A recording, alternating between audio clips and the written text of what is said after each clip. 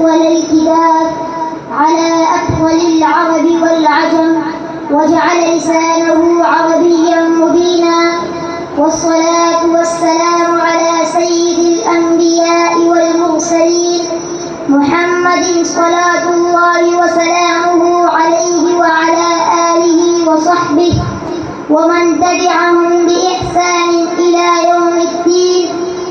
أما بعد، فأعوذ بالله من الشيطان الرجيم. بسم الله الرحمن الرحيم.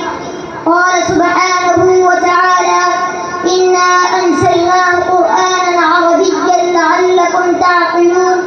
وقال رسول الله صلى الله عليه وسلم: أحب العرب لثلاث: لأني عربي والقرآن عربي وكلام أهل الجنة عربي. إخواني المتحابين في الله، إنه لمن الغفة والسرور أن وفقني الله تعالى بأن أقوم بين أيديكم إخواني الطلاب والأساتذة والضيوف، وأريد أن ألقي أمام حضراتكم بعض الكلمات حول اللغة العربية. إنه لسعادة غامرة وشرف كبير ومنة عظيمة وفرصة سعيدة من الله بها علينا حيث جمعنا في هذه الحفلة الميمونة، ونسأله جل وعلا أن يجمعنا في جنات النعيم كما جمعنا في هذه البقعة المباركة. آمين. أحبتي في الله، لا شك أن اللغة العربية لها دور ومكانة في نشر العلوم الإسلامية في أرجاء العالم، ولو لم تكن اللغة العربية لما فهمت الأمة القرآن والأحاديث، ولما توحدت على كلمة واحدة، ففرض على الأمة تعليمها وتعلمها. وفي هذا الصدد قال عمر رضي الله عنه: تعلموا العربية فإنها من دينكم.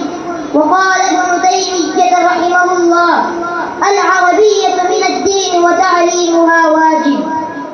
أيها الأحبة، انظروا إلى تراثنا العلمي كم بذلت نفائس قيمة في نشر العربية، وكم بذل علماء الأمة قصارى جهودهم للاهتمام والعناية بها، لأنهم قد أدركوا أنها لغة الإسلام، واللغة التي نزل بها القرآن الذي تحدى الإنس والجان وحير العقول والأديان، واللغة التي نزل بها النبي صلى الله عليه وسلم وأصحابه وأدخلوها في المسلمين عندما فتحوا البلاد والأمصار.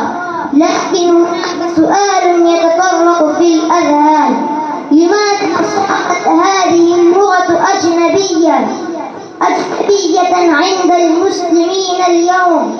حتى العلماء على الرغم هم يدرسون ويدرسون كتب العربية، ولكن قل من تجد يتحدث مع أولادهم باللغة الإنجليزية فخرا واعتزازا بها.